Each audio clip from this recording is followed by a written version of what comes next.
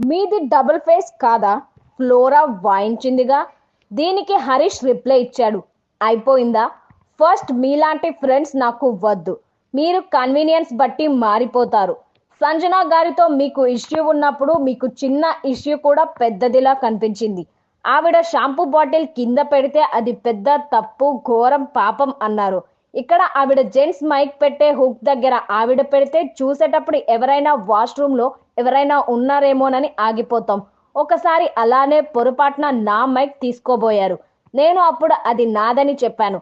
అదే మీకు అర్థమయ్యేలా చెప్పాను. నేను బెదిరించలేదు.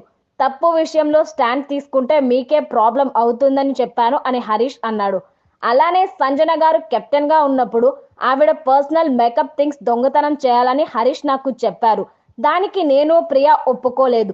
కానీ తర్వాత దివ్య దొంగతనం ఇష్యూ అయినప్పుడు మాత్రం అది చాలా తప్పు, అలా ఎలా తీస్తారని అన్నారు. అది డబుల్ ఫేస్ అంటూ హరీష్ ని బాగానే కార్నర్ చేసింది ఫ్లోరా.